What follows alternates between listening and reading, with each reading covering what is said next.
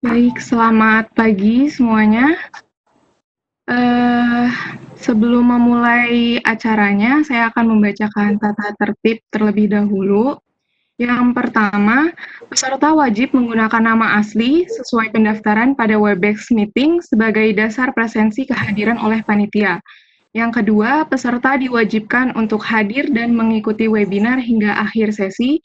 Yang ketiga, sertifikat diberikan hanya kepada peserta yang sudah registrasi, hadir dan mengikuti ketentuan webinar hingga akhir sesi melalui Webex. Akan ada link feedback di akhir sesi. Yang keempat, peserta yang akan bertanya dipersilahkan untuk mengetik di kolom komentar dengan menyebutkan nama, instansi, dan pertanyaan. Yang kelima, peserta tidak diperkenankan menampilkan suara dan video. Yang keenam, peserta tidak diperkenankan untuk merekam dan menyebarkan video meeting. Terima kasih. Baik, langsung saya buka ya. Oke. Assalamualaikum warahmatullahi wabarakatuh. Selamat pagi teman-teman semua yang sudah bergabung pada pagi hari ini. Alhamdulillah senang sekali rasanya kita bisa bertemu walaupun melalui daring ya teman-teman. Semoga kita selalu diberikan kesehatan. Puji syukur kehadirat Allah Subhanahu wa taala yang telah memberikan rahmat dan hidayahnya sehingga kita dapat berkumpul pada hari ini untuk melakukan webinar dengan tema menciptakan ekosistem sungai dan perairan yang berkelanjutan dan tepat guna, naturalisasi atau normalisasi. Sebelumnya, perkenalkan, nama saya Rosefa Rahmawati Maha dari jurusan Teknik Lingkungan Angkatan 2018, selaku moderator pada hari ini. Baik, untuk rangkaian kegiatan yang akan kita lakukan hari ini, yang pertama adalah pembukaan, yang kedua penyampaian materi, yang ketiga adalah sesi tanya-jawab, dan yang terakhir adalah penutup. Baik, sebelum saya lanjutkan, saya akan membacakan terlebih dahulu CV dari pemateri kita yang akan memberikan materi pada siang hari ini, yaitu Bapak Aditya Pandu Wicaksono, SSI MSc, riwayat pendidikan perguruan tinggi, S1 Geografi Fisik dan Lingkungan di Universitas Gadjah Mada Yogyakarta, S2 Ilmu Lingkungan di Universitas Gadjah Mada Yogyakarta. Untuk pengalaman ilmiah beliau, terdiri dari pengalaman penelitian terkait bidang lingkungan dan kebencanaan dari tahun 2005 sampai sekarang, tergabung dalam Ikatan Ahli Bencana Indonesia atau IABI, reviewer artikel dalam International Conference on Science and Technology, reviewer jurnal ilmiah lingkungan kebumian, reviewer jurnal mineral energi dan lingkungan, dan tim penyusun rencana rehabilitasi lahan di Indonesia, serta perlindungan kawasan Kars, Region Kalimantan. Baik, saya mau mengingatkan untuk teman-teman yang mau bertanya dapat menuliskan pertanyaannya di kolom komentar dengan format nama, instansi, dan pertanyaan. Baik, mungkin sesi selanjutnya adalah penyampaian materi. Mungkin bisa kita mulai ya, Pak Adit. Kepada Pak Adit, disilakan. Baik, terima kasih atas waktunya yang diberikan kepada saya. Assalamualaikum warahmatullahi wabarakatuh. Salam sejahtera bagi kita semua. Terima kasih kepada himpunan HMTL yang sudah mengundang saya dalam mengisi webinar ini. Saya sangat mengapresiasi ini. Saya minta juga ini bisa berlanjut karena sebenarnya waktu 1 jam untuk membicarakan ini nanti akan lebih lanjut lagi. Jadi ini hanya sebagian kecil dari perjalanan dari pengetahuan terkait dengan ekosistem sungai dan perairan berkelanjutan. Karena ini temanya sangat kompleks. Kalau misalnya nanti dijabarkan satu-satu nanti ada benang merahnya. Baik, perkenalkan saya akan langsung aja. Saya Aditya Wijaksono, dosen di Teknik Lingkungan. Selamat pagi semua teman-teman yang ada di sini. Kita langsung saja. Nah, apabila kita bicara tentang ini, kita harus bicara juga tentang ekosistem. Kemudian yang kedua adalah geomorfologi fluvial, kemudian konsep tentang DAS, daerah aliran sungai. Jadi kalau kita bicara lingkungan, bencana, itu kita tidak bisa hanya belajar pada satu titik saja, tetapi adalah spasial. Jadi suatu daerah, kalau cuma titik per titik itu tidak akan pernah bisa menyelesaikan suatu masalah. Ya. Kemudian pembangunan, apalagi kita kaitkan dengan pembangunan berkelanjutan. Baik, kita akan lanjut langsung saja karena waktunya cuma 1 jam. Nanti diingatkan ya, kalau misalnya saya agak ke mana-mana apa Iya, Pak. Baik. waktunya. Terkait dengan ekosistem, jadi suatu kesatuan yang dinamis. Nah, di sini dinamis, sehingga yang di situ banyak berbagai spesies makhluk hidup yang berinteraksi. Nah, berinteraksinya ini pasti dia ada yang macam-macam, ada yang saling ketergantungan segala macamnya, sehingga di situ muncul aliran materi, aliran energi, ada pertukaran karbon, nitrogen dan sebagainya. Itu tidak akan saya jelaskan di sini. Pada prinsipnya semua akan saling terkait. Nanti akan terkait juga dengan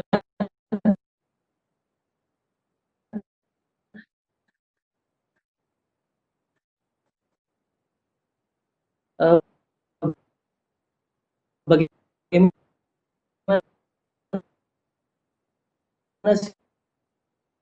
sih naturalisasi,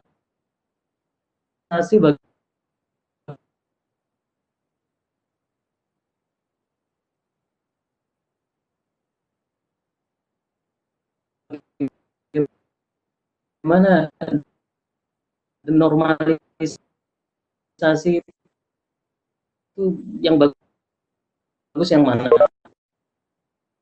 itu nanti bisa. Maaf, Pak Adit. Suaranya agak putus-putus, Pak. Oh, putus-putus. Iya, Apa Pak. kecepatan ya? Oke, agak lebih ini lagi, oke. Jadi uh, kehadiran pelimpahan di sini sangat uh, uh, terkait. Maaf, Pak Adit masih putus-putus, Pak, suaranya. Ya, itu kalau apa ya istilahnya dengan kondisi kan kali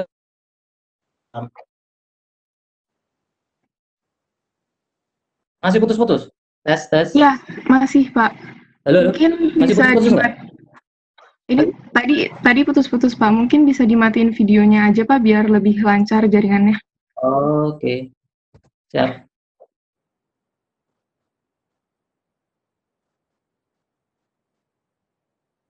Kita coba ya. Ya, Biasanya nggak apa-apa. Ya, karena ini pakai Telkomsel.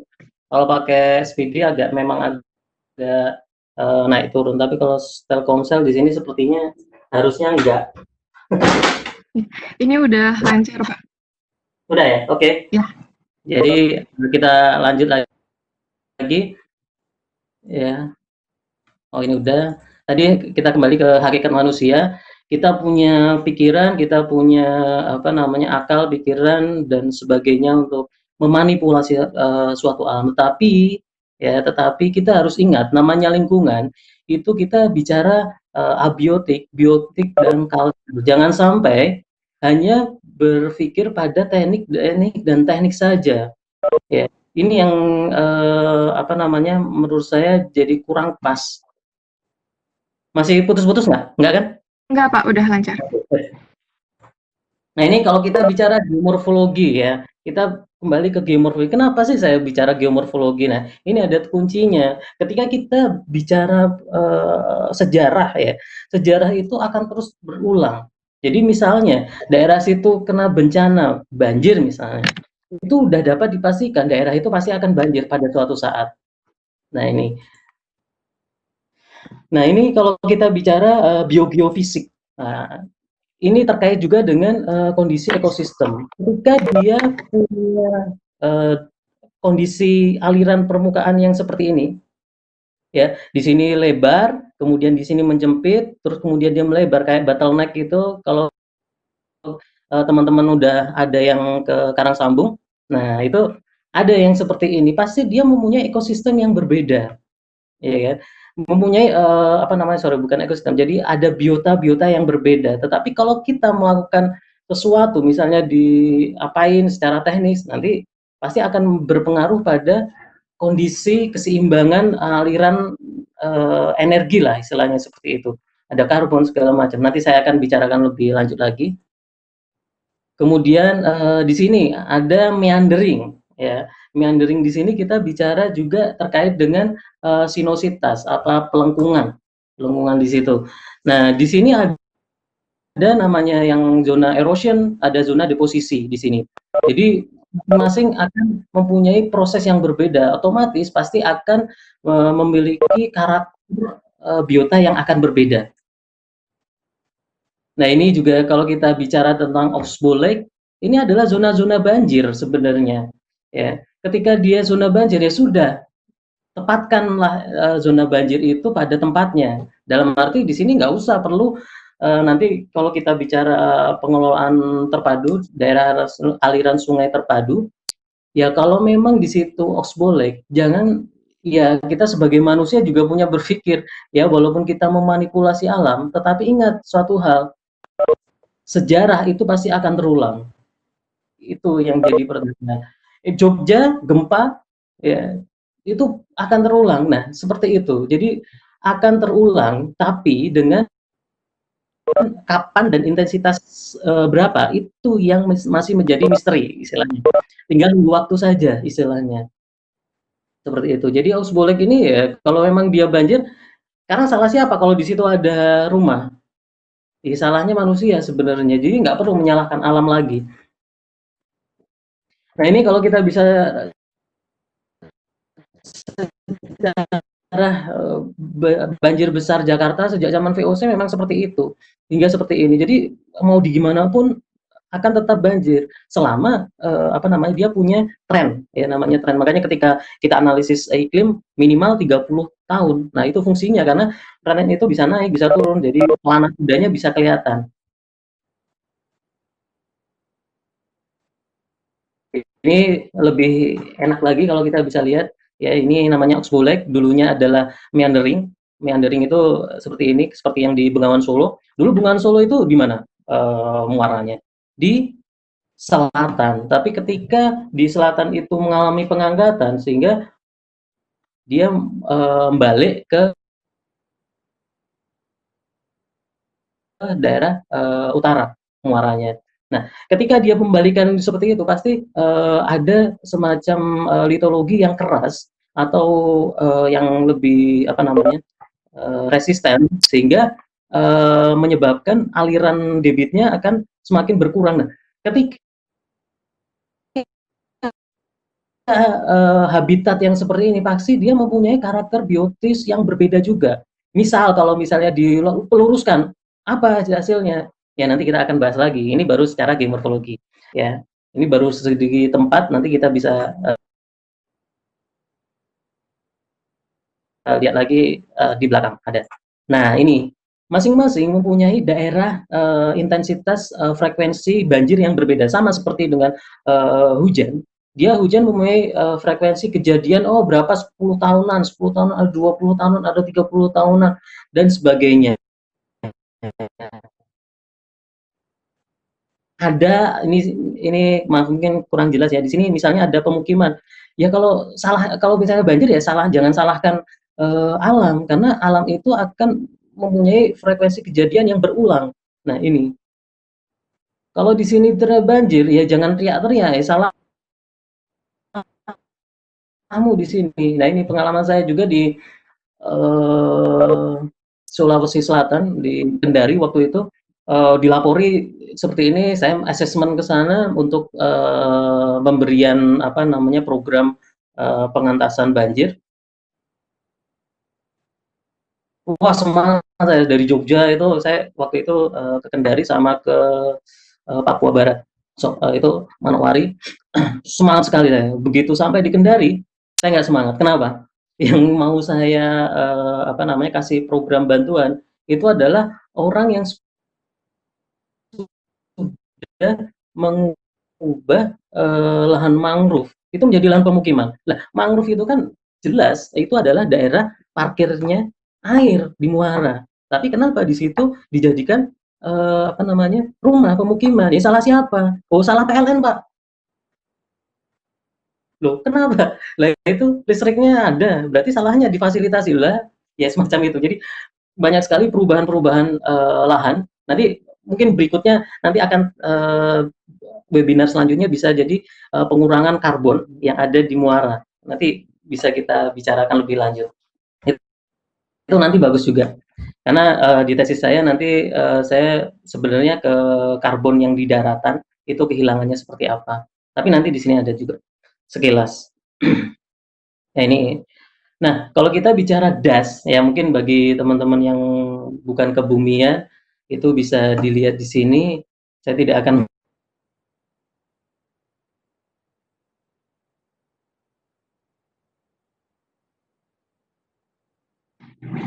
Pak Adit, bisa dibayangkan kalau misalnya daerah tersebut mempunyai perubahan penggunaan lahan yang berbeda, pasti ujung-ujungnya banjir. Nah, ini adalah, salah satu morfometri sungai. Das di sini ada bentuknya das, bukan dasmu ya. Ini adalah das. Nah, das di sini bentukannya akan mencerminkan karakter hidrograf banjir. Nah, untuk bicara banjir, orang hidrologi dengan orang geomorfologi akan berbeda. Ketika orang geomorfologi bilang, oh banjir itu ketika air sungai akan melimpah. Tetapi ketika orang hidrologi bilang, oh namanya banjir itu ketika debit rata-rata itu debit saat itu melebihi rata-ratanya. Nah, tapi itu nggak ada masalah. Kita bicara sebagai orang hidrograf saja, hidrologi. Nah, di sini bentuk das atau subdas lah istilahnya ini adalah trellis ya. Ini dia akan mempunyai karakter yang pelan ini. Dia mempunyai apa namanya puncak hidrograf banjir. Jadi banjirnya itu nggak terlalu cepat, apa nggak terlalu besar, tetapi dia konstan di sini. Dia lama untuk mengalami penurunannya, normalnya jadi 5. Berbeda dengan yang C, di sini C dia ini memanjang, ini sedang lah istilahnya, ini membulat. Berbeda dengan membulat, dia mempunyai pertemuan orde sungai, ya, mempunyai orde sungai yang ini satu ketemu satu, ini kalau Strahler ini satu ketemu satu jadi orde 2 dan di sini jadi orde sekitar 3 atau 4. Berbeda dengan yang sini, ini cuma sampai orde 2 sih. Maksudnya di sini adalah hanya akumulasi pertemuan sungai, air debit yang dari orde 1 2 itu akan mempengaruhi karakter banjirnya. Udah pasti. Ini akan lama, dia mencapai puncak banjirnya akan lama, tetapi ketika dia sampai puncak itu relatif besar. Tapi penurunannya juga relatif cepat. Nah, ini. Nah, kalau ini terkait dengan luasan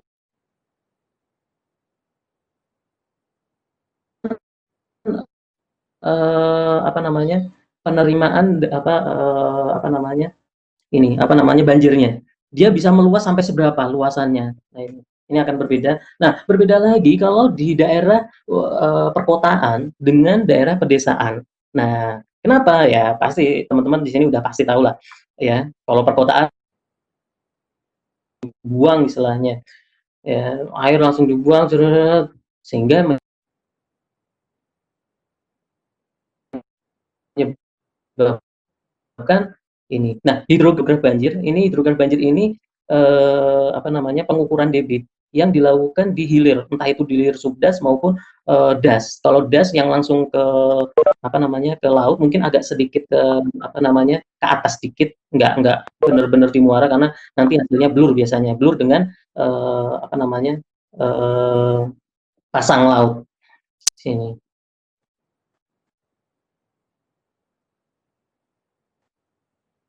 Nah ini flood plain, jadi flood plain. Jadi ini dataran banjir. Ketika di sini dataran banjir, ya sudah secara planning, spatial planningnya, perencanaannya, ya jangan dijadikan sebagai tempat tinggal.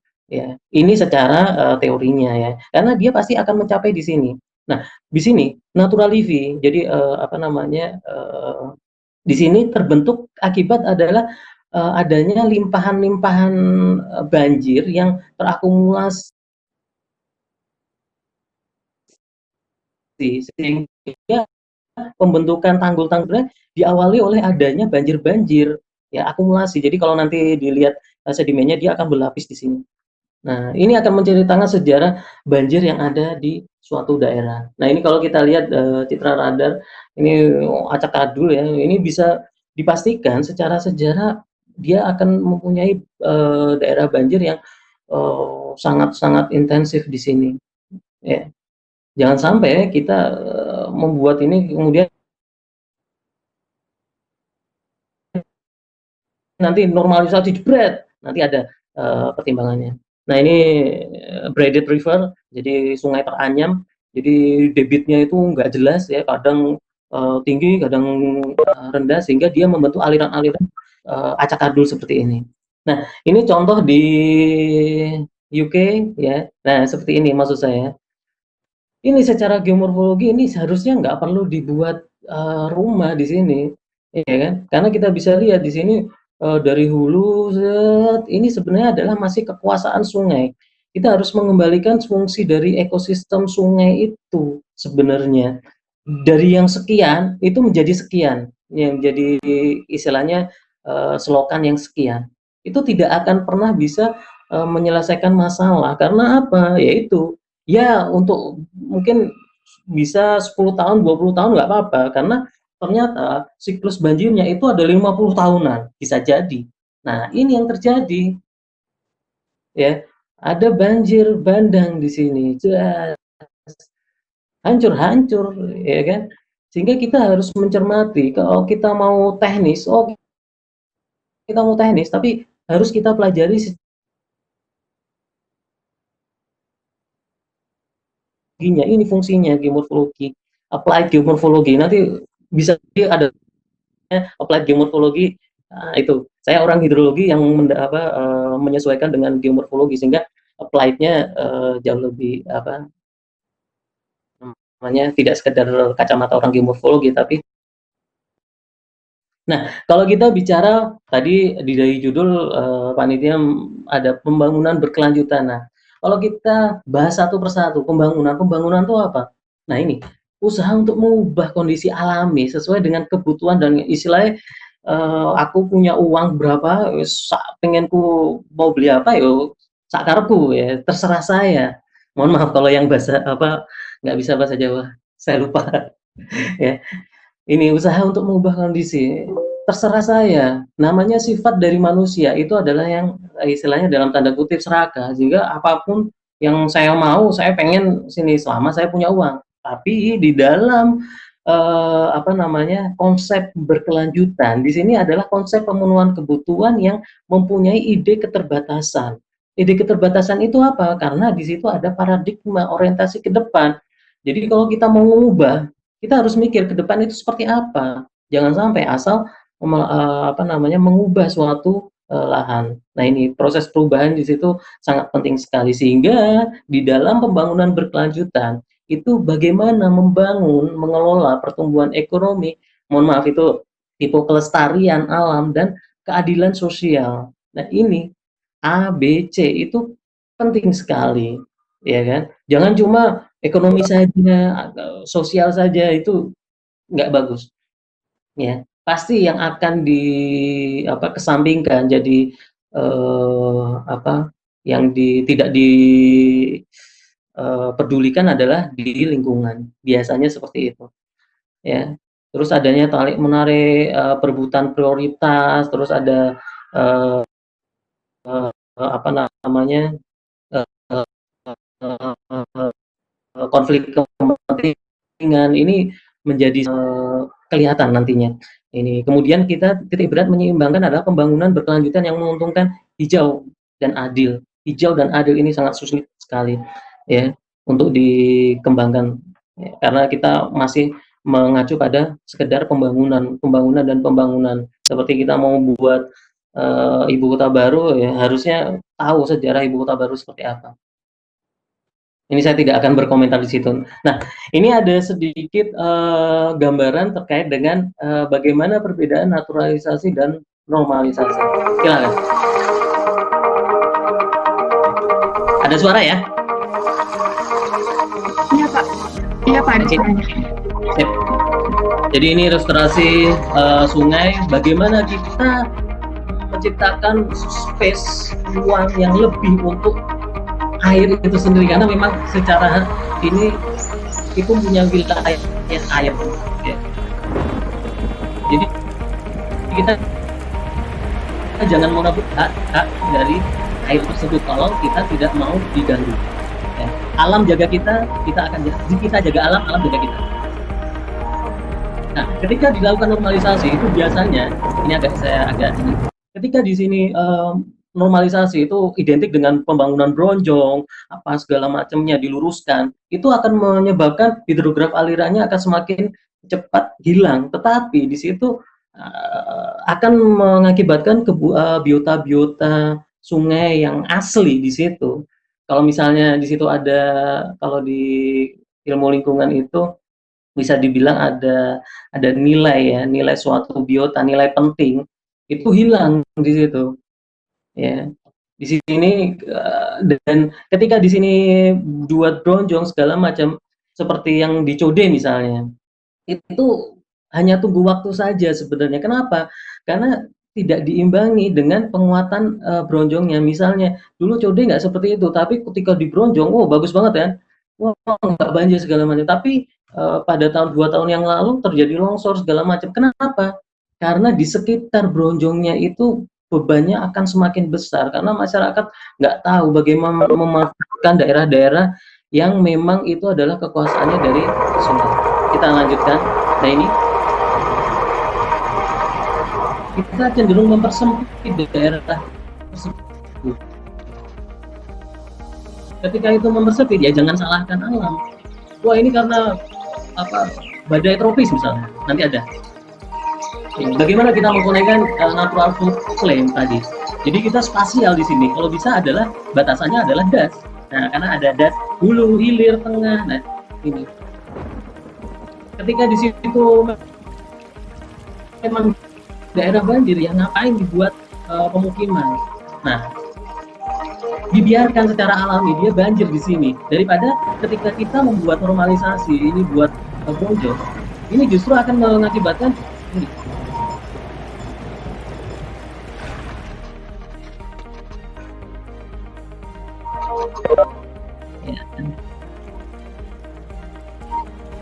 Bagaimana kita mengantisipasi perlambatan dari suatu aliran? Banyak sekali. Ya, di sini fungsinya macam-macam. Bagaimana menurunkan puncak dari hidrograf banjir tadi? Ya, memperlambat itu ya ini dengan cara tidak dilakukan apapun. Kalau memang di situ daerah banjirnya. Beda dengan kita langsung dibuat kayak slow karena segala macam, pasti akan banjir.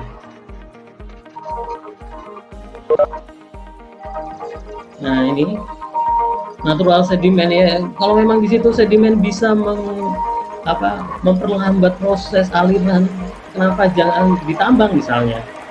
Nanti ada contohnya dari skripsi itu. Jadi adanya material di situ akan menyebabkan area rainwater-nya ya rainwater-nya akan berkurang sehingga akan air itu semakin secara kualitas nanti saya akan bicarakan lebih lanjut. Ini kalau ditambang ya biasanya itu akan menyebabkan jembatan.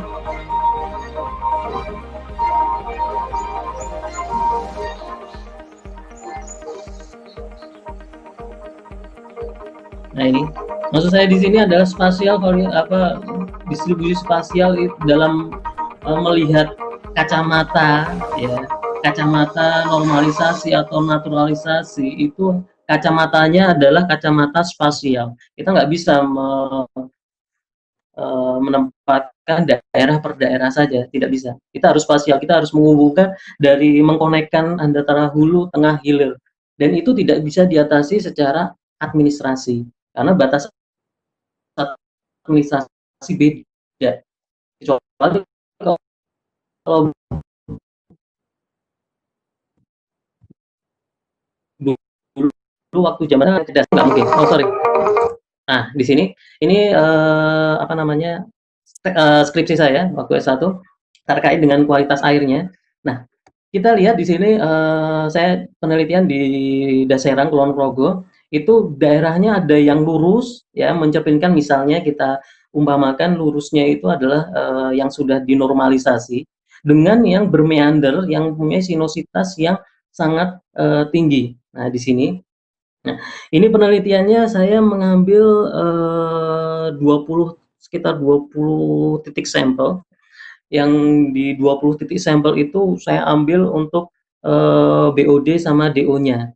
Nah, itu untuk menentukan bagaimana self purification, pemurnian kembali dari sungai akibat pencemaran yang istilahnya limbah-limbah organik, ya. Kalau limbah yang kimia yang berat-berat, bukan apa, di situ kebetulan juga tidak ada apa namanya limbah dari apa namanya yang kimia berat sih, sehingga di sini waktu S1 saya mengambil asumsi ini limbah organik, sehingga lebih kelihatan.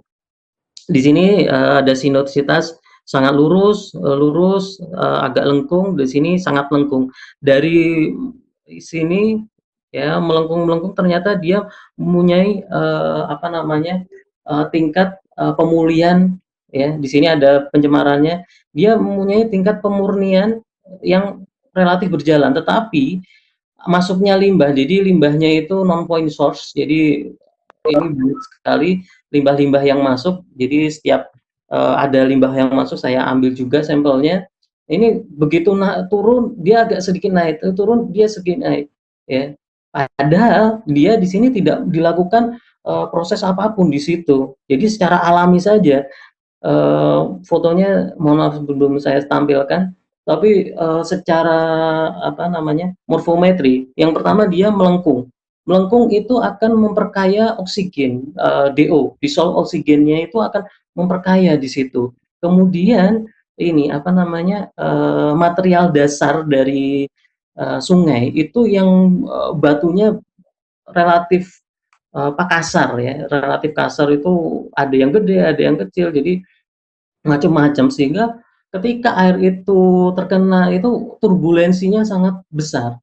Walaupun di situ ada deterjen, jadi adanya deterjen, minyak, segala macam itu dia yang menutup permukaan air sungai, sehingga kontak dengan udara itu menjadi kurang. Ketika kontak udara itu kurang, itu akan mempengaruhi apa namanya kandungan oksigen. Ketika oksigen itu rendah, nah ini yang kalau oksigen itu adalah unsur yang bisa mengurangi apa namanya mereduksi valensi dari zat-zat pencemar yang valensinya biasanya misalnya 3 misalnya jadi 2 misalnya. Jadi intinya menjadi toksik menjadi tidak terlalu toksik misalnya.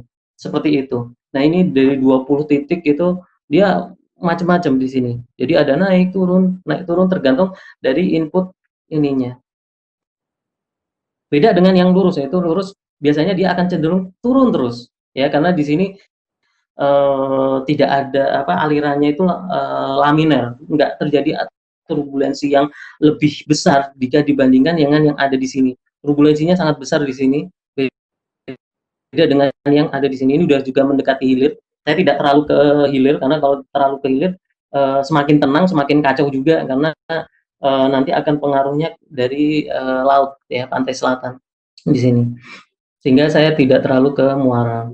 Selain juga ini apa dalam juga.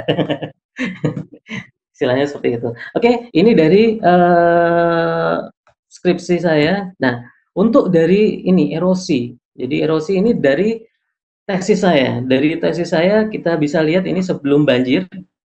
Ini di Oyo. Jadi saya menggunakan analisis modeling spatial erosion dari USPED. USPED ini dikembangkan di Afrika, saya lupa, Asia Afrika ya. Saya lupa tahun berapa. Nah, tahun 2010 saya menggunakan ini, saya orang pertama di Asia Tenggara yang menggunakan ini dengan akurasi yang cukup bagus sampai 90, hampir mendekati 90% akurasi erosi aktual yang ada di lapangan. Saya lebih dari 100 titik sampel untuk apa namanya erosi aktualnya, dan saya ini bisa kita lihat. Nah, ini kondisi natural dari Oyo. Jadi Oyo itu kayak gini, ini pakai dam ya. Nah, kalau kita bagi per subdas, ini ada kurang lebih ada 13 subdas ya. 13 subdas itu saya lakukan modeling ya, modeling spasial pixel di sini dengan luasan pixel itu 5 kali 5 meter. Dari 5 kali 5 meter bisa dilihat di sini hampir semua sebagian besar adalah hijau ya. Hijau. Hijau itu berarti erosinya rendah lah. Erosi sedimentasinya itu rendah. Nggak terlalu yang ini. Nah, nanti ada ini lagi, kok bisa banjirnya seperti itu, suspensinya sangat besar. Jadi jangan, dari tesis saya di sini, erosi yang menyebabkan itu bukan karena biogeofisiknya yang apa namanya, kalau udah meander itu kan relatif tua segala macamnya, apa material-materialnya, tetapi yang justru menjadi permasalahan dari tesis saya ini adalah dari pola hidup dari masyarakat di situ. Jadi cocok tanamnya seperti apa di Gunung Kidul itu, dia sebagian besar ketela ya, ketela itu kan dicangkul ya kan, ketika dicangkul banyak yang ketika hujan aliran irigasi semua hilang di situ. Nah, ketika hilang ya wajar saja kalau menjadi semakin besar apa namanya tumpukan material yang ada di hilir. Ketika hilir itu semakin dangkal seperti yang di sini, di mana ini yang di Cilacap ya, sebagai contoh, ini 95, ini 98.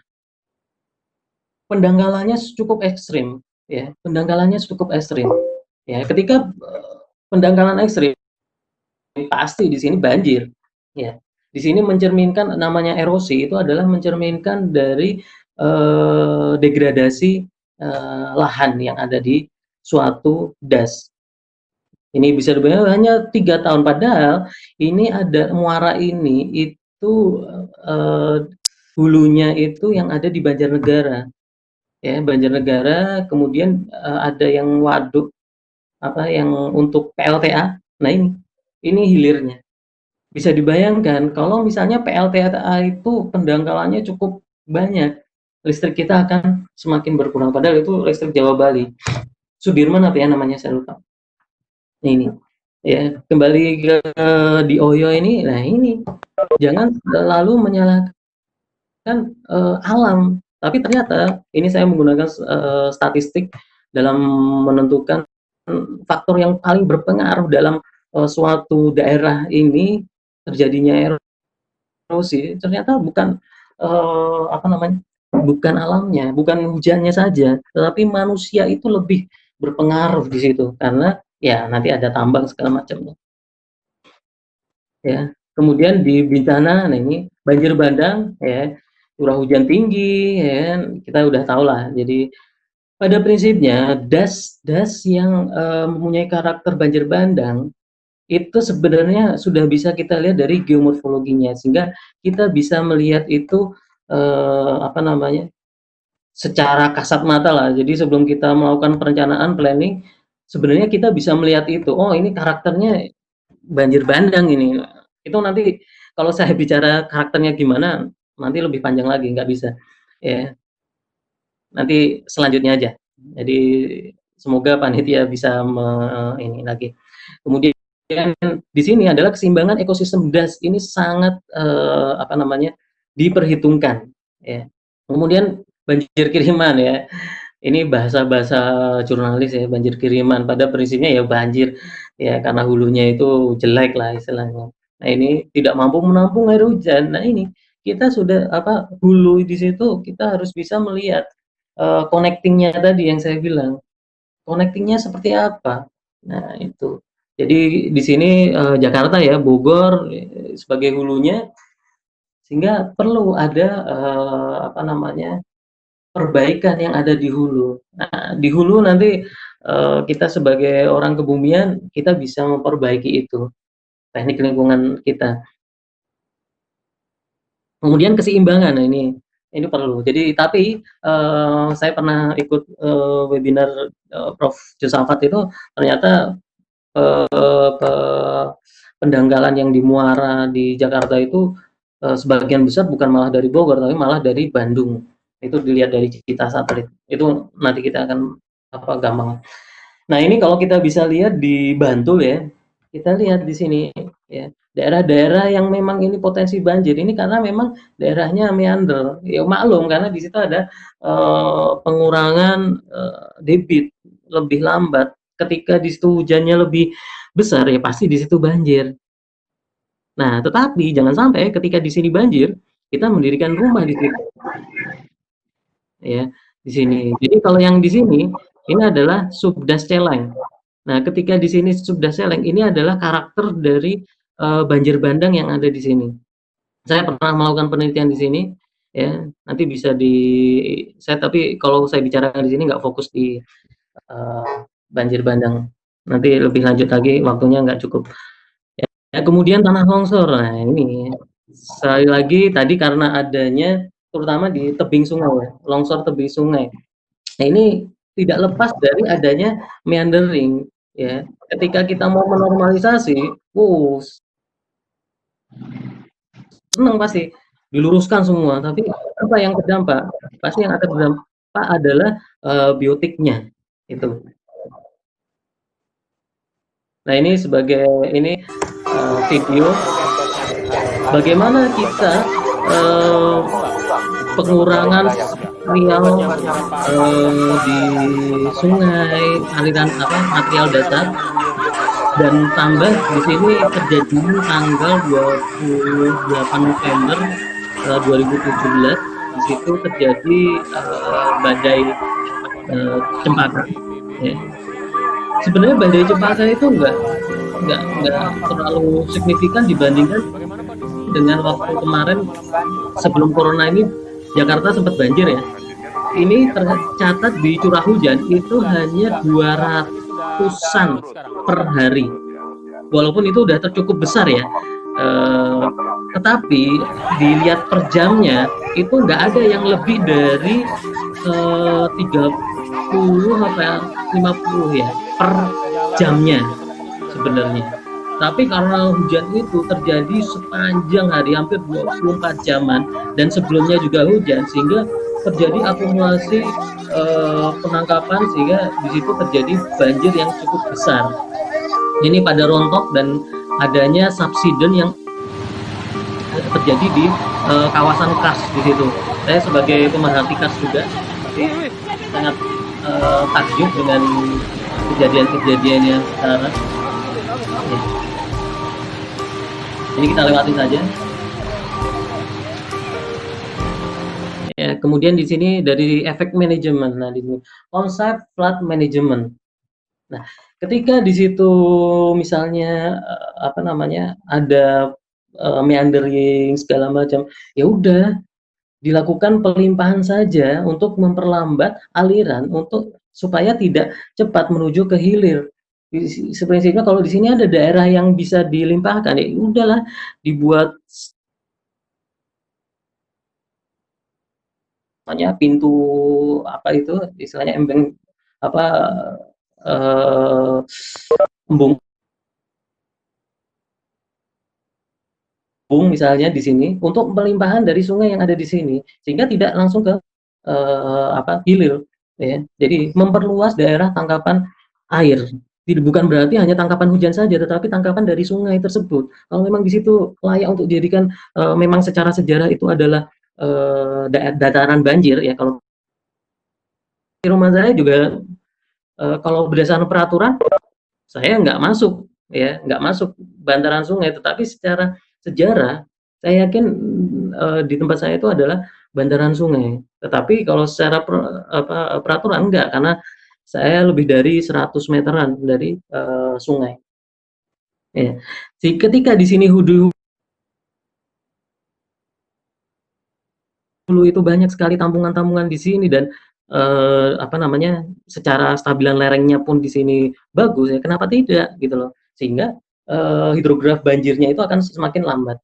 Nah, seperti ini. Jadi ketika di sini ada daerah-daerah yang kosong, ya kenapa di situ dijadikan tempat sementara untuk menampung air hujan, ya kan? Ini. Jadi dulunya seperti ini, ketika banjir curah hujan tinggi, ya ini dia akan melebar. Nah, ketika melebar ini kalau misalnya, ya, kalau kita misalnya di kota, kita membuat normalisasi, nggak usah pelurusan deh, kasih bronjong lah, bronjong ini supaya istilahnya seperti dipersempit gitu, pasti dia akan meluas di situ. Nah, namanya bronjong itu sebenarnya apa ya, solusi yang sifatnya jangka pendek menurut saya.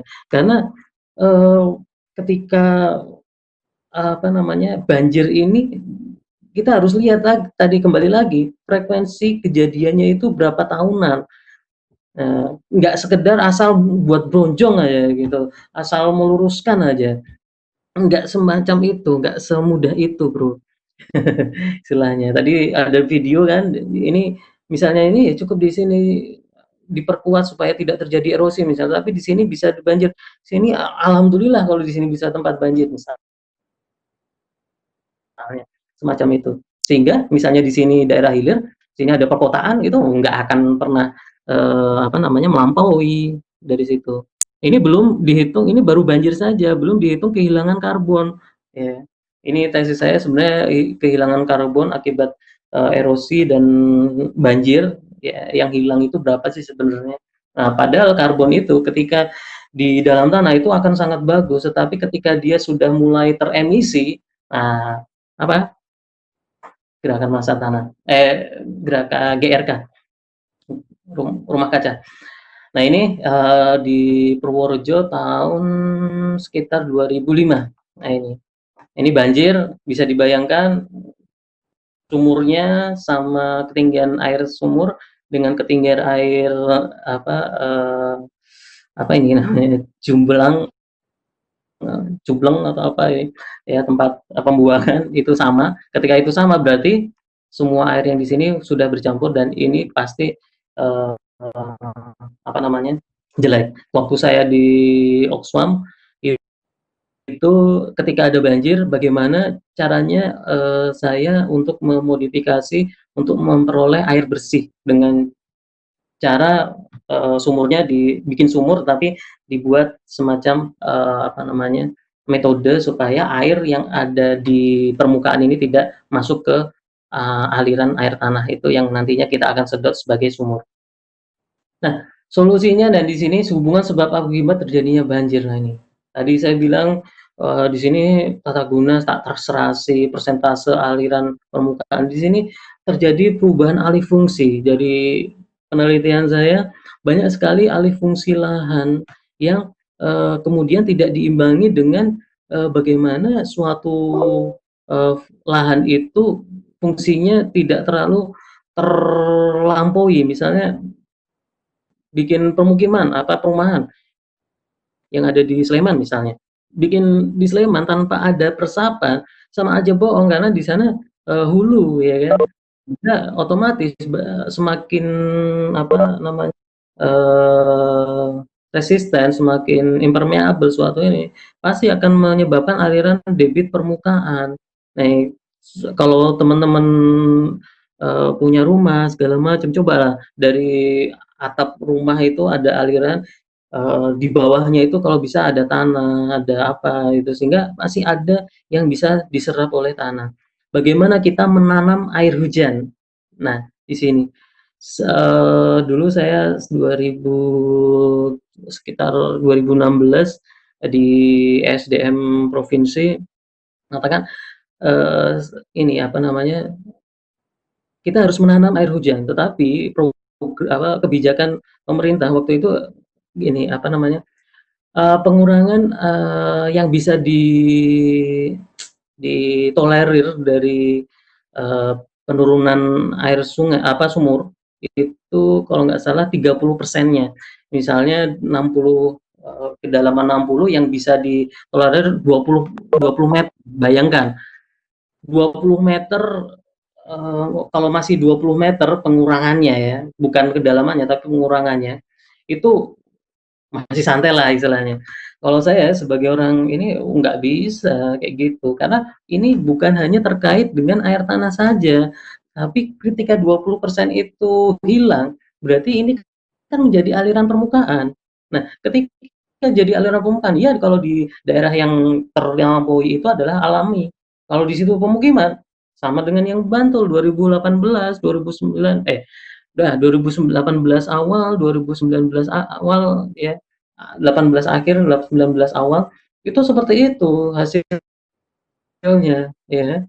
Semakin banyak yang, impermeable, kacau di situ. Nah ini apalagi di sini adanya tanggul jebol, terus, akibat adanya penambangan ya kan, kemudian ada penambangan segala macam. Nah ini permasalahan yang ada di Bantul juga adalah, penambangan golongan C, tetapi pasti Sleman aja boleh nambang, saya yang di Bantul yang sudah ini nggak boleh, gimana caranya?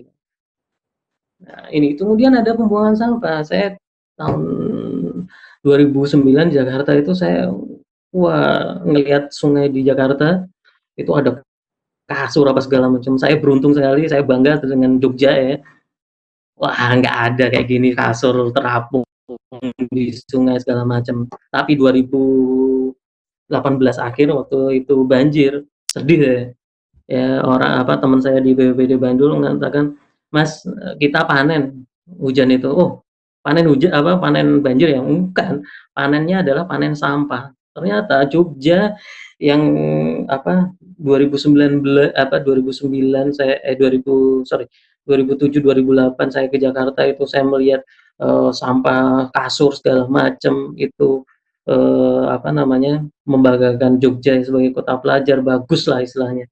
Tapi 2018, 2019 saya, sedih ya, karena kita sebagai kota pelajar, kita harusnya punya, akal pikiran, tidak membuang sampah, ternyata kasur juga ada di hilir di Bantul ya, di sini. Karena kenapa, jadi pembuangan sampah segala macam, karena orang-orang kita menganggap bahwa sungai itu adalah plat, istilahnya kalau kendaraan itu adalah plat umum, plat kuning, ya. Ketika plat kuning itu hak saya, terserah saya dong, itu kan milik umum. Yang penting adalah ketika saya buang sampah, saya udah nggak ada sampah itu di depan saya. Ya, sama dengan, hotel-hotel misalnya. Hotel-hotel yang ada di, pinggir sungai biasanya punya promo-promo yang lebih karena pembuangan limbahnya di mana? Di sungai tanpa diolah terlebih dahulu. Ini agak sedikit melenceng, tapi pada prinsipnya kita harus melakukan ecological restorasi. Tidak lain tidak bukan kita harus, supaya ekosistem itu berjalan lebih, alami lagi supaya bukan hanya banjir apa segala macam, tapi kita juga harus memikirkan adanya biota-biota yang asli yang ada awal di sana. Kali urang misalnya, urang itu apa, sekarang ada apa enggak? Enggak ada. Ya, kisarannya seperti itu. Tapi ya mungkin urangnya itu bisa, istilah-istilah lain juga bisa. Ya. Nah, saya mempercepat, jadi nanti bisa bertanya, pada kesimpulannya adalah pengolahan das mau normalisasi atau, naturalisasi, saya cenderung memilih untuk naturalisasi yang tetap disesuaikan bagaimana kita membuat, daerah-daerah yang memang diperuntukkan untuk tempat parkir dari air yang istilahnya itu banjir, itu tidak selalu harus di daerah hilir saja. Tetapi daerah hulu pun kalau memang secara kestabilan lereng, secara biofisik itu memungkinkan di situ sebagai tempat parkir, ya kenapa tidak dengan membuat embung-embung, jadi yang menyudat sungai-sungai yang kemungkinan arahnya menjadi apa namanya, alirannya itu akan semakin lambat apa gimana, itu saya sah-sah saja, tetapi dengan mempertimbangkan ekologis ya.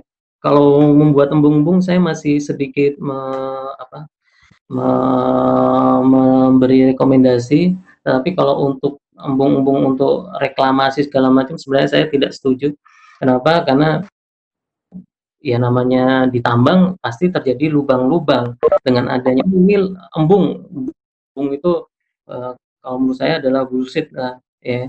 Karena dia tidak mau melakukan reklamasi. Ketika nggak mau reklamasi, banyak kasus-kasus terjadi karena embung tidak apa dibuat embung, ya, banyak kasus-kasus baik sosial, ekonomi, dan masyarakat di situ.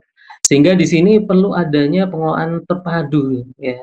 Ya, kalau kita mau normalisasi terus meluruskan, pasti akan efeknya pada hidrograf banjirnya akan semakin cepat hilang. Tetapi ingat, air tanahnya akan semakin cepat turun juga ya. Nah ini, ketika kita memperlambat aliran permukaan ya, otomatis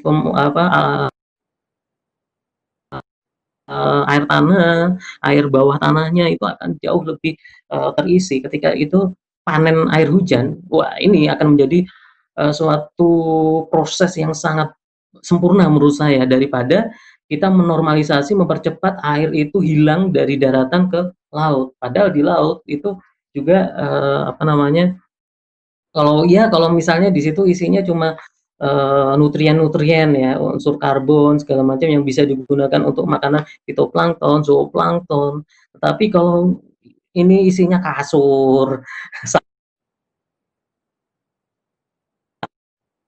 sampah, plastik, apa gunanya gitu loh. Sehingga perlu adanya juga peraturan yang memang mengikat di situ, aturan tegas. Jangan sampai berubah-ubah ya, terutama untuk bantaran sungainya. Nah, di sini untuk memperluas sungai, naturalisasi saya lebih diutamakan ya. Tahun 2009, 2010 saya sebagai itu tadi yang sudah dijelaskan, saya tim yang merumuskan lahan kritis, rehabilitasi lahan kritis, itu saya masih menganggap wah normalisasi bagus nih ya waktu itu, tapi begitu dalam perjalanan saya membuat model yang bagus untuk daerah mana sih yang harus direhabilitasi, itu ternyata ya ada space-space yang harusnya bisa diisi air, tapi ketika saya lakukan normalisasi, sekedar istilahnya di hulu langsung dinormalisasi, itu nggak bijak juga ya, karena di hulu itu ada daerah-daerah yang harusnya bisa sebagai tampungan di situ, sebagai memperlambat hidrograf banjir. Sehingga dari situ saya belajar ternyata naturalisasi itu istilahnya mengembalikan ini sangat lebih bijak ya secara lingkungan jika dibandingkan dengan normalisasi. Seperti itu mungkin dari saya, supaya karena di sini normalisasi, naturalisasi itu menjamin pembangunan yang berkelanjutan istilahnya. Sekian dari saya, monggo panitia. Iya, baik, terima kasih Pak Adit atas penyampaian materinya. Baik, mungkin kita langsung ke waktunya ya, oh ya. Pak. Oke, siap. Kita langsung ke sesi tanya jawab ya Pak ya. Sesi ini akan diberikan waktu selama 20 menit. Baik, untuk pertanyaan pertama,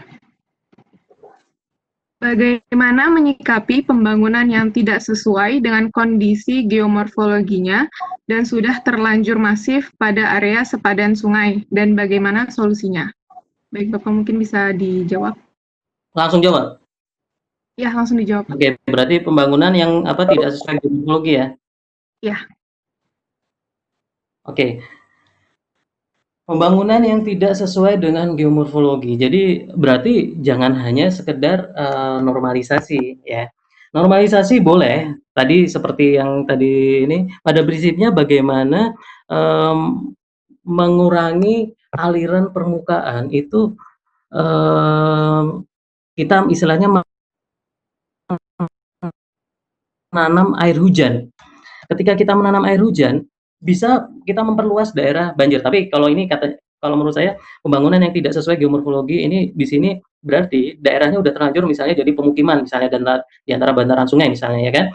Itu kita nggak bisa membuat daerah tersebut menjadi daerah parkir lagi kan berarti. Nah, solusinya adalah memperbesar kapasitas dari tampungan hulu yang mempunyai kestabilan lereng yang cukup baik. Sebagai contoh, jangan sampai kita hanya, oh kita pengen menanam air hujan di hulu saja. Kita harus lihat juga kestabilan lerengnya. Mohon maaf, ada suatu universitas, saya nggak mau ngomong ya, universitas mana, negeri yang jelas. Jadi dia dengan bangga, oh saya universitas Green Campus, ya kan. Saya mempunyai embung, tapi ya saya embungnya itu saya tanya, kemudian ditanya, emang itu lerengnya itu ada embung, diam semua. Kenapa? Berarti di sini dia hanya melihat kacamata itu hanya titik saja tadi saya bilang. Jadi tidak melihat itu secara spasial, ya.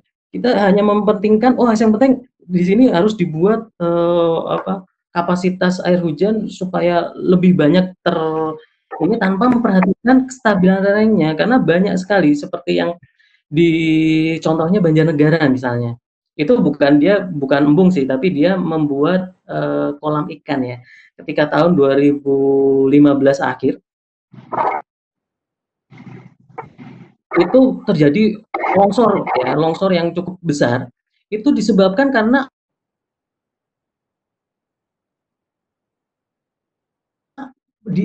masyarakat di sana membuat embung-embung di pinggir lereng, ya. Embung-embung lereng itu menjadi beban.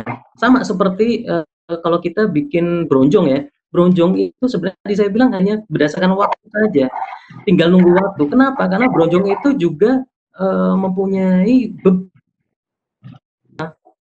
masyarakatnya juga diberi pengetahuan. Jangan sampai di atas bronjong itu kayak di Code, begitu bronjong itu dibuat bagus, rumahnya juga dibuat bagus, alias lantai 2, 3, di situ ada manusianya, kos-kosan segala macam, ya otomatis itu tidak berkelanjutan, ya kan? Kita harus melihat secara spasial, kita menghubungkan daerah hulu, tengah, hilir, mana yang kita bisa jadikan tempat partai spasial, daerah-daerah mana yang lebih bagus, nggak harus mungkin hulu di situ harus sih, tapi di sini ini suara saya jelas? Suara jelas? Iya, iya Pak, jelas Pak. Soalnya tadi ada tidut. Iya, maaf Pak. Nggak apa-apa. Menghubungkan, jadi tempat parkir itu tidak harus di hulu atau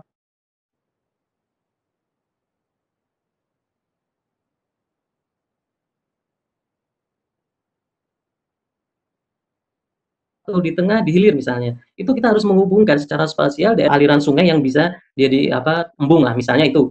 Ya, tidak harus di hilir, tidak harus di hulu, tapi kita harus lihat titik-titik mana yang bisa kita melakukan pelimpahan. Itu yang pertama. Yang kedua juga di pemukiman itu sebisa mungkin untuk menanam air hujan. Jangan sampai kita kan selama ini kalau Jogja ya sebagian besar menggunakan air sumur. Wah enggak Pak, saya pakai pump. Pump itu dari mana? Mata air yang ada di Gunung Merapi, juga dari ini sumur dalam. Yang di PDAM itu ada yang sampai 60 100 itu kedalamannya. Nah ini, kita harus bisa menanam air hujan. Jadi teman-teman yang di sini lingkungan sebisa mungkin untuk menanam air hujan. bisa jadi, sumur resapan, biopori, segala macam. Nah, kebijakan pemerintah saat ini, ya mohon maaf jadi, apa namanya, yang penting jumlahnya banyak misalnya, tapi dia tidak memperhitungkan ini, seperti yang di tempat saya, ini sumur resapan, jret, ya, tanpa memperhitungkan di situ daerah zona zona yang memang apa namanya, biasanya banjir apa segala macamnya, sehingga, menurut saya akan lebih bijak kalau, di daerah yang pas, karena ketika itu, terjadi permasalahan juga adanya sumber resapan itu, ini apa, dijadikan apa, septic tank. Ya, itu. Ada permasalahan seperti itu. Jadi di kampung-kampung saya nggak perlu disebutkan ini. Terus kemudian juga bagaimana kita bijak menggunakan air juga, karena di sini akan, terpengaruh air tanahnya.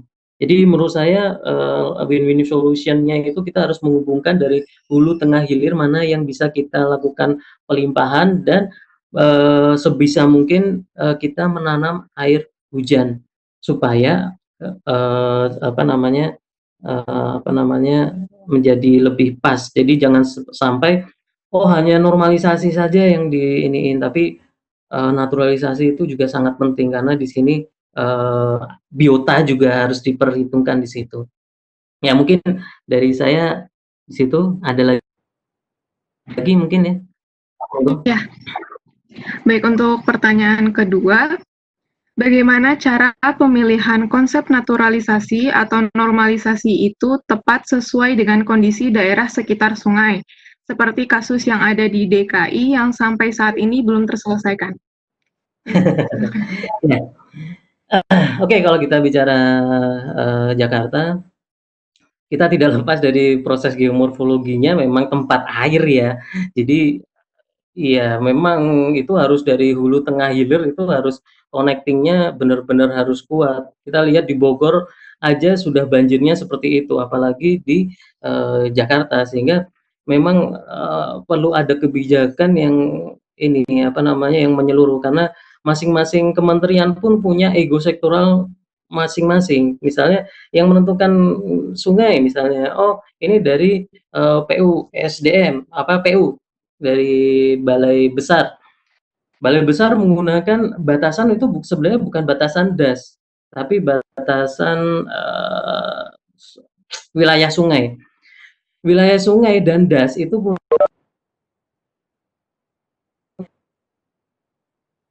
punya perbedaan sendiri sebenarnya. Kalau, apa, saya ngelihat satu Indonesia itu antara dan das itu mempunyai, perbedaan batas, sehingga di sini konflik, sektoralnya juga ada, di situ. Kalau untuk Jakarta yang kemarin banjir itu, kalau menurut saya wajar banjir, karena banjir apa, curah hujan yang di sana bisa lebih dari 500 milimeter per jamnya. Bisa dibayangkan 500 itu yang ada di hilir ya, belum ada yang di hulu. Itu besar sekali. Jogja yang badai tropis, yang tadi ada banjirnya Cempaka, itu 200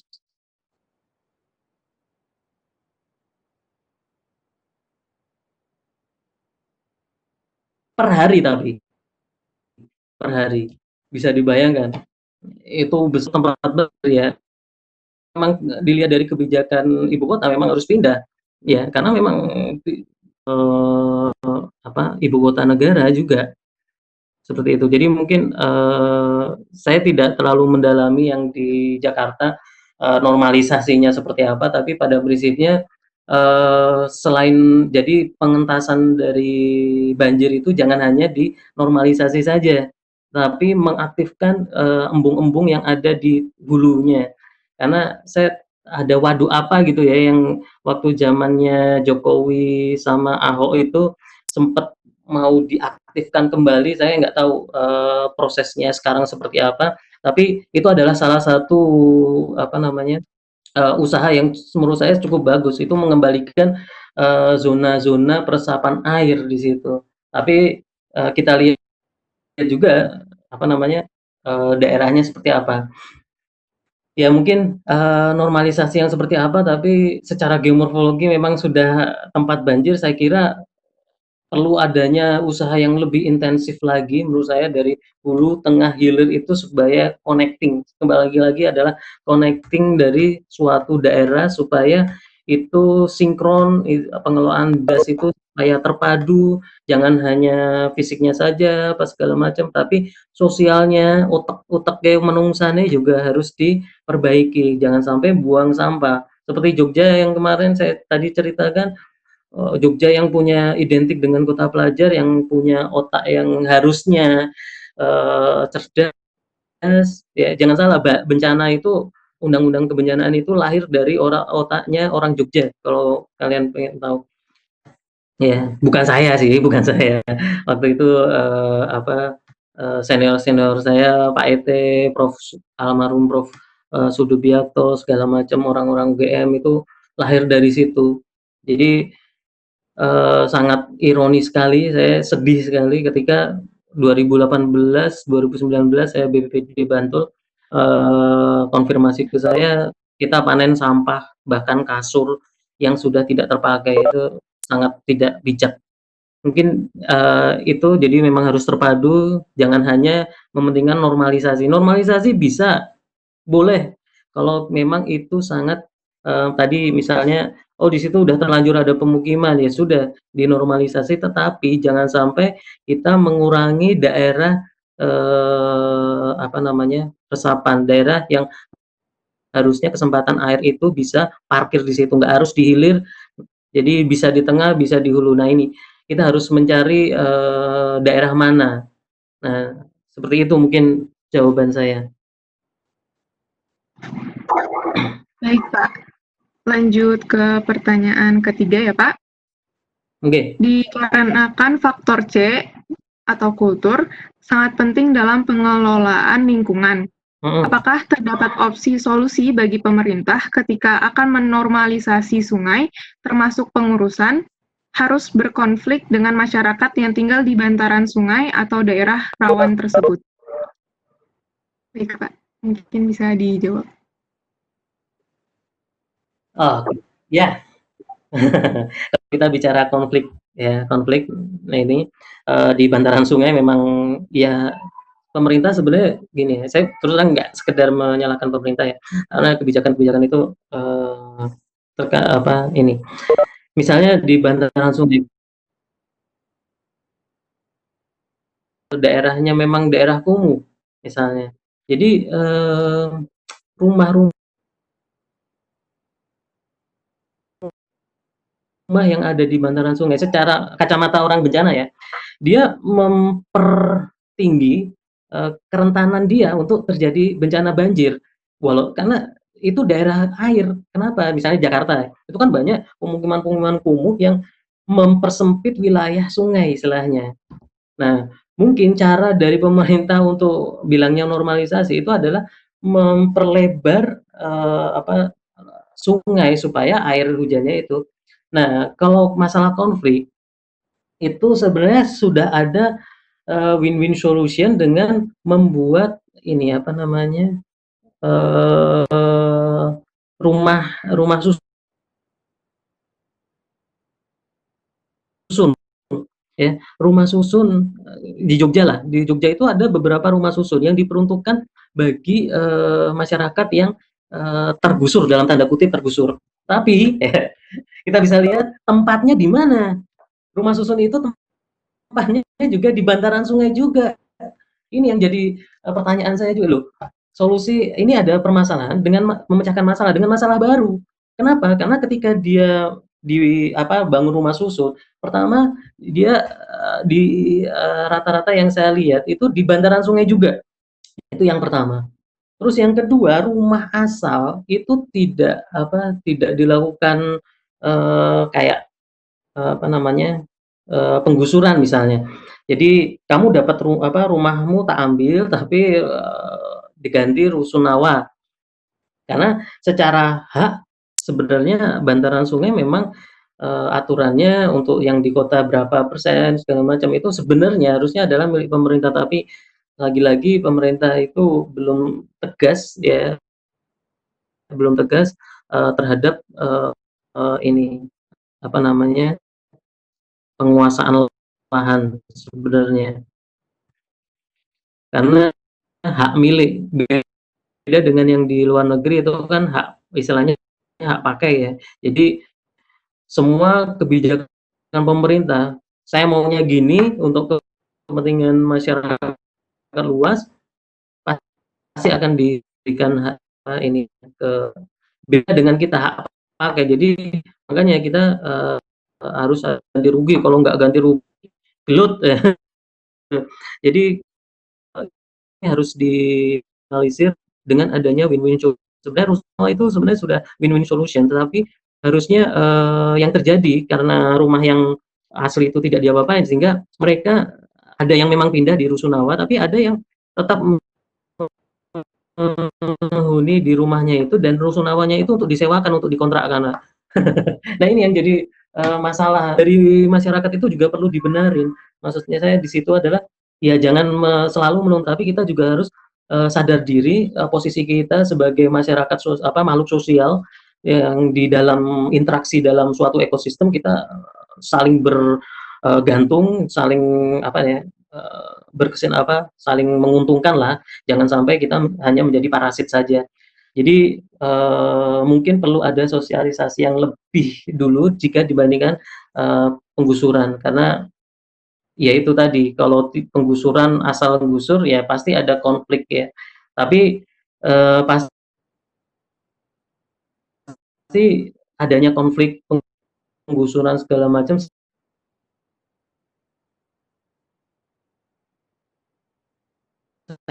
saya yakin ujung-ujungnya pada tahun anggaran. Karena tahun anggaran itu kan anggaran terbatas sehingga cuma sebagian-sebagian. Nah, ini jadi konflik juga seperti pembangunan bandara baru internasional Jogja kan seperti itu.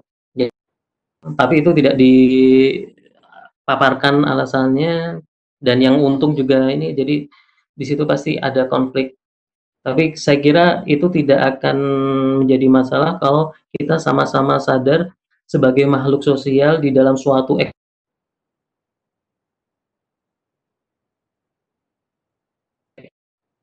ekosistem yang saling interdependensi, saling mempengaruhi segala macamnya. Mungkin ada lagi? Ya, baik Pak. Untuk pertanyaan selanjutnya, kondisi Sungai Gendol Cangkringan dijadikan mata pencaharian warga sebagai sekitar melalui aktivitas pertambangan.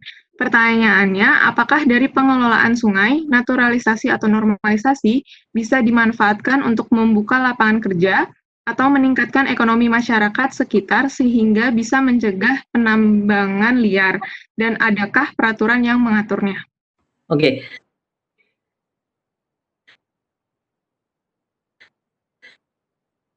Terima kasih terkait dengan ini, pertanyaan yang bagus juga. Jadi memang normalisasi itu juga bisa dilakukan ya, berojong, tapi ya itu tadi kita kembali ke tahu tempatnya, dan itu jelas bisa me me apa ya namanya, meningkatkan perekonomian masyarakat juga. Seperti contoh juga saya di Bantul itu ada yang di daerah sungai itu memang bukan dijadikan pemukiman, tetapi sebagai fasilitas umum di situ untuk wisata, terus ada yang apa namanya,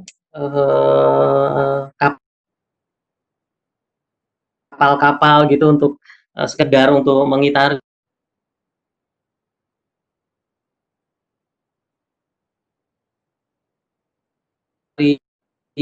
segala macam. Itu bisa juga tuh ada ya, ada untuk di Jogja ada Permenhub tahun 2003, di situ sudah ada, udah istilahnya jangan saklek-saklek, oke, tapi kita harus tahu tempatnya, daerah mana yang boleh ditambang dan tidak. Karena biasanya ya orang nambang itu yang enak kan, aksesnya enak itu di mana? Di dekat jembatan misalnya. Tapi dia nambang pasirnya itu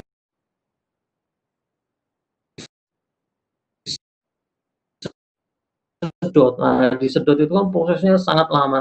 Beda dengan WPR. WPR di situ nanti itu sebenarnya juga sudah diatur, ada peraturannya tentang wilayah pertambangan rakyat, itu juga diatur. Saya 2005 Kulon Progo sama di Sleman. 2016-nya WPR di Gunung Kidul, saya membuat penelitian di situ juga. Dan rata-rata eh, apa namanya, yang di zona WPR itu, yang harusnya WPR itu pertambangan rakyat itu diperbolehkan selama dia menggunakan peralatan yang manual istilahnya, sehingga oke lah kamu nambang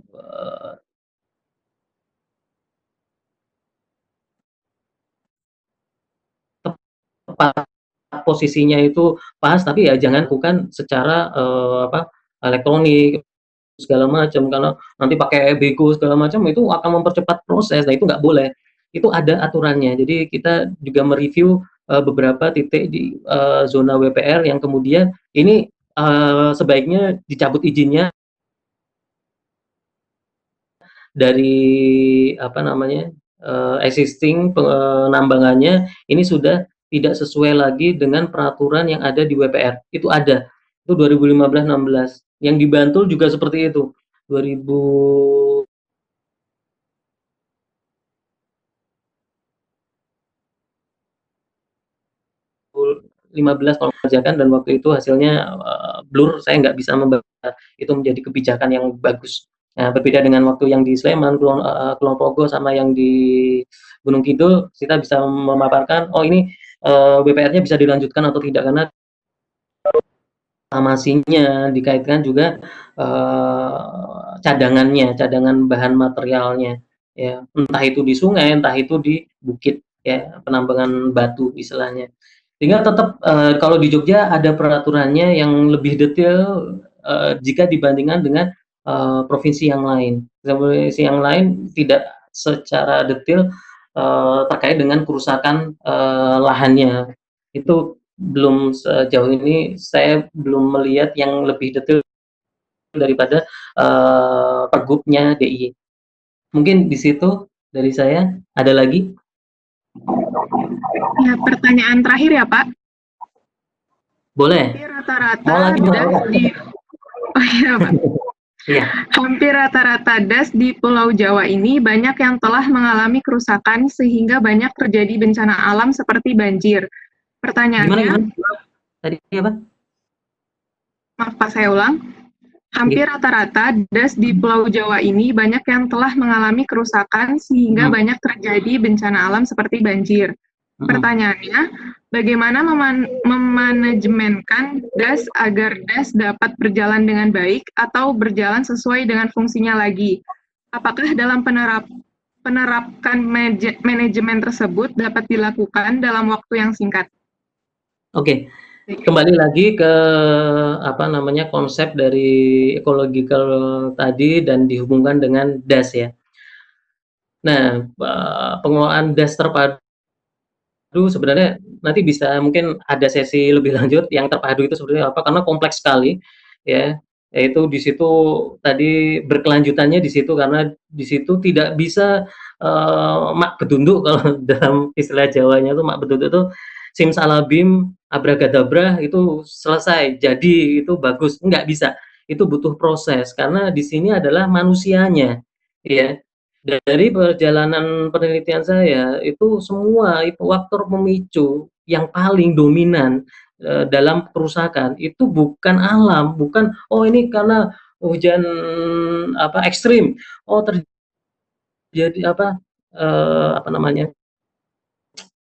badai tropis," misalnya. Iya memang badai tropis, iya memang, terus nanti ujung-ujungnya apa, GRK, rumah kaca, terus kemudian global warming. Global warming saya terus terang secara konsep pribadi secara ini, saya tidak terlalu memandang perubahan iklim itu menjadi suatu hal yang, wah ini karena manusia saja, tetapi memang itu adalah proses alam. Kita dulu ada zaman beku, zaman es ya kan, sehingga sampai sekarang mencair, ya itu pasti ada global yang memang secara itu periode ulang dari suatu bumi, tetapi secara alami sebenarnya memang berjalan, mau nggak mau pasti, misalnya erosi juga pasti akan terjadi secara alami maupun secara ada pengaruh manusia. Tetapi ya. Tetapi secara akumulasi memang manusia itu adalah yang mempercepat proses. Nah, ini yang jadi permasalahan. Nah, mau kalau kita bicara waktu, ya kita sadar diri coba, kita bisa mengubah image, pola pikir kita, itu bisa cepat apa tidak? Nah, itu pertanyaannya. Seperti di Jerman, itu untuk memilah sampah, itu butuh waktu 8 tahun dengan, peraturan yang sangat ketat, dengan, kemudian apa namanya, di disubsidi dengan kita menukar botol itu itu nanti dapat, duit istilahnya. Sama dengan konsep kita bank sampah sebenarnya. Kalau bank sampah itu bisa dilakukan dengan baik, itu bagus juga sebenarnya. Jadi kita tapi jangan cuma bank sampah yang diiniin, tetapi adalah produsen makanan, minuman itu yang, eee, harus lebih ketat lagi. Nanti ini ke sampah juga, karena salah satu faktor yang menyebabkan itu bukan cuma itu, tapi sampah itu juga sangat, dominan. Kita lihat, tadi terkait dengan erosi, longsor, segala macam, kebijakan siapa yang ngatur? Manusia, ya kan? Kemudian, pengolahan lahan, misalnya, pola tanam, terus tanaman apa, misalnya, yang paling bermasalah menurut saya itu adalah ladang. Ladang itu kan, tegalan, ladang, kalau yang itu adalah palawija. Palawija itu menurut saya adalah jenis tanaman yang paling jahat ya. Kalau mau baper gitu, palawija itu paling jahat. Ya, kenapa? Karena secara vegetasi kerapatannya rendah, tetapi dia ketika panen, terutama yang umbi akar gitu, ketika diolah pun dia sudah mengurangi karbonnya, organiknya, tetapi eh, terlalu besar. Pengurangan karbon akibat, banjir. Banjir sekali lagi jangan dimaknai negatifnya saja. Banjir secara alami pun juga sangat menguntungkan, karena di situ ada aliran energi, ada aliran karbon, aliran nitrogen.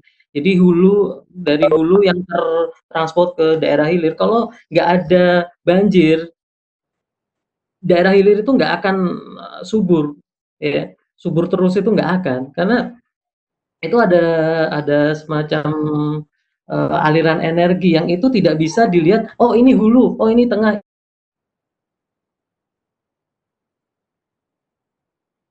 Bisa. Makanya tadi konsep yang awal adalah mengkonekkan, hulu, tengah, hilir menjadi suatu, pelakuan, pengelolaan das yang terpadu itu di situ.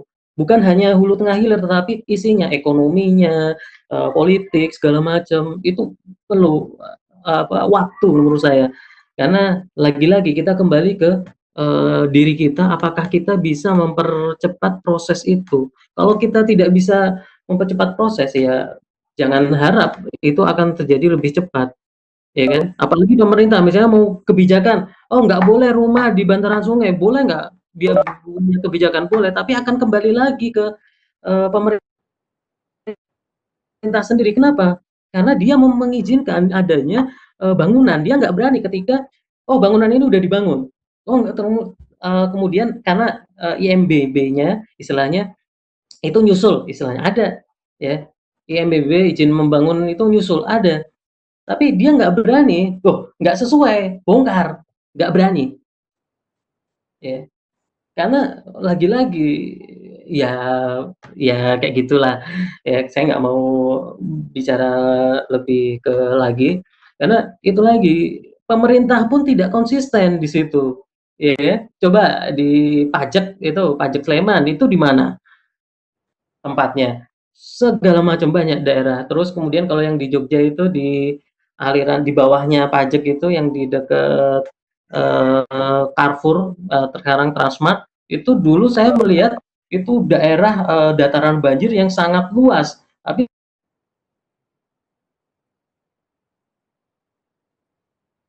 apartemen. Bisa dibayangkan, pasti akan terjadi banjir. Nah, terutama Bantul, kasihan Bantul itu. Secara jasa ekosistem Bantul itu kita sebenarnya kalau istilahnya, di ekonomi, orang Bantul itu adalah orang yang paling nerimo, dermawan. Kenapa? Kita pipis buangnya ke Bantul, ya kan? Kita buang sampah ke Bantul, buang sampah ya, piungan di Bantul juga, ya kan? Jadi harusnya kita juga berkaca, oh jangan sampai kasihan lah Bantul terus seperti itu. Jadi kita juga harus bekerja sama. Kartu mantul kalau di Jogja itu kartu mantul, Yogyakarta, Sleman, Bantul itu harus satu, pengelolaan kalau secara administrasi. Tapi harusnya Perdas itu jauh lebih bagus lagi. Jadi kalau bicara waktu, saya pesimis dengan kondisi masyarakat kita yang sangat beragam dan sangat tidak disiplin, apalagi kelihat dari kebijakan pemerintah, saya juga pesimis sekali kalau itu bisa cepat. Tapi saya optimis kalau, kita masing-masing dari diri kita untuk, berbuat sesuatu. Tanpa harus ada kebijakan-kebijakan tertentu yang istilahnya kita harus sadar diri juga, ya kan. Jangan sampai kita hanya mementingkan diri sendiri, kita makhluk sosial, ya. Kita harus bisa menempatkan kita sebagai, salah satu individu yang bisa mempengaruhi orang lain. Ya, kita dimulai dari diri dan keluarga kita dulu, ya. Jangan ngomong leketek istilahnya itu, "Wah, ini menyalahkan pemerintah terus," ya jangan. Walaupun pemerintah juga seperti itu, tapi kita sebagai pribadi kalau kita bisa ini kita harus konsisten terhadap diri kita sendiri, bagaimana kita, dalam menanam hujan, sampah, dan macamnya. Mungkin di situ, saya juga misalnya, "Oh, Bapak kalau rumahnya tahu saya di Gajah Wong," ya, itu adalah, kalau secara geomorfologi, ini tambahan juga, mungkin kalau mahasiswa ada yang main mungkin dari yang luar kota, Bapak-bapak, Ibu-ibu sekalian, itu saya tinggal di bantaran sungai ya, tapi kalau secara aturan tidak. Tapi kalau secara geomorfologi, saya termasuk di dataran banjir, tapi saya lupa, tidak tahu, frekuensi kejadian banjirnya itu per berapa tahunan, karena terakhir banjir tapi nggak sampai rumah saya, jadi masih beberapa rumah di samping saya itu 2005. Itu pun dengan karakter hujan yang waktu itu tanggulnya di yang sebelum saya ada yang, rontok ya, longsor. Itu karena akibat adanya ini bambu. Bambu itu untuk erosi itu bagus, tapi untuk longsor sebenarnya nggak bagus, karena dia perakarannya dangkal, ya. Tapi kalau itu sudah tergerus dan kemudian bambunya itu menutupi aliran sungainya. Nah, ini yang terjadi tahun 2005. Itu kemudian bambunya itu udah nggak betah lagi untuk menahan aliran yang semakin banyak, sehingga, tergeser gini, alirannya langsung melimpah di mana-mana. Nah, terjadi itu. Jadi memang secara dataran banjir sehingga dulu kita, masyarakat di dekat saya mau mau disabotase untuk pembangunan, universitas, terus ada yang mau bikin hotel di dekat tempat saya, ya. Mungkin hotel ecek-ecek atau gimana saya juga kurang tahu, tapi, dari kita memanfaatkan adanya kebijakan yang harus, suatu daerah itu ruang terbuka hijau. Nah, ini kesempatan kita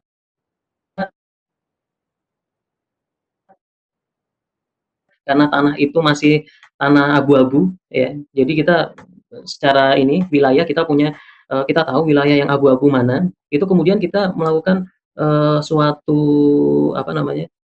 upaya supaya tanah itu segera dilegalkan oleh milik pemerintah.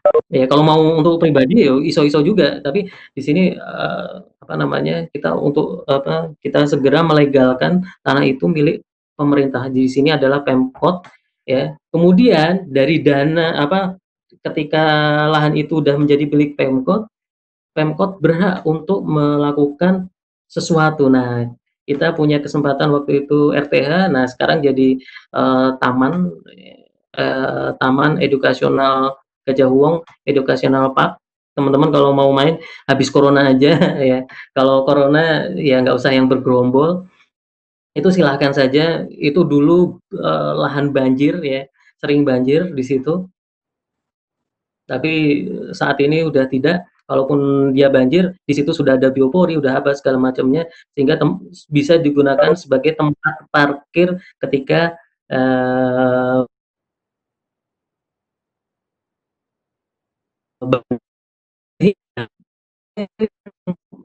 di sampai hilir itu semakin lama, otomatis apa, banjirnya semakin sedikit, ya. Minimal lah, minimal sedikit tertanggulangi dikit-dikit lah. Tapi permasalahannya, penambahan RTH yang ada di itu tidak sebanding dengan perubahan penggunaan lahan yang ada di atas. Nah, itu yang jadi masalah. Nah, jadi kalau misalnya bicara pengelolaan yang terpadu, butuh waktu yang lebih dan diskusi dengan antar apa ego sektoral itu agak sedikit kita singkirkan dulu lah istilahnya. Jadi perlu ada sinkronisasi dari semua stakeholder di situ, termasuk masyarakatnya, otak dari masyarakat, kesadaran dari masyarakat untuk mau berkomitmen terhadap lingkungan. Itu kalau masyarakat udah berkomit sama lingkungan, enak jalannya untuk melakukan pengelolaan secara terpadu.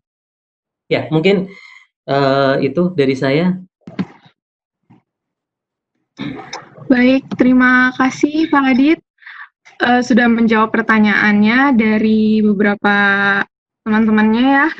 Dari Safri dari UGM, Pak Johan dari UPN, Febriana dari Undip, Kak Abela dari UPN, dan Isnaini dari UB.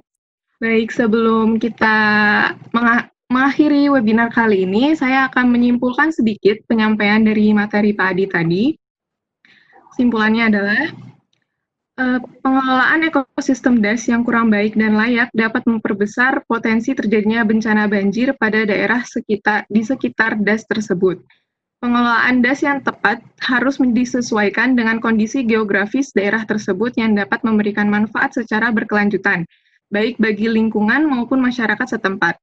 Kaitannya dengan pembangunan yang berkelanjutan, normalisasi sungai dinilai kurang efektif dalam mengatasi banjir karena dapat mempercepat debit aliran sungai dan dari segi pembangunannya yang kurang bisa bertahan dalam waktu yang lama. Naturalisasi sungai lebih direkomendasikan daripada normalisasi sungai. Penanaman air hujan seperti sumur resapan, pembuangan embung juga merupakan salah satu upaya yang dapat digencarkan dalam meminimalisir terjadinya banjir. Baik, teman-teman, alhamdulillah webinar kita kali ini dengan tema menciptakan ekosistem sungai dan perairan yang berkelanjutan dan tepat guna, naturalisasi atau normalisasi telah selesai. Untuk teman-teman, jangan lupa mengisi kuesioner yang telah di-share dalam kolom komentar sebagai syarat untuk mendapatkan sertifikat. Dan untuk teman-teman yang masih ingin mengajukan pertanyaan, dapat menghubungi CP-nya dan nanti akan dijawab melalui tayangan YouTube HMTL UPN Veteran Yogyakarta. Saya ucapkan terima kasih kepada Pak Adit yang sudah memberikan materinya yang sangat luar biasa dan bermanfaat untuk kita semua. Terima kasih juga atas perhatian teman-teman semua yang sangat antusias yang telah mengikuti webinar kali ini. Semoga kita dapat bertemu lagi di lain kesempatan. Saya Rosefa Rahmawati Maha, pamit undur diri. Terima kasih, selamat siang. Wassalamualaikum warahmatullahi wabarakatuh.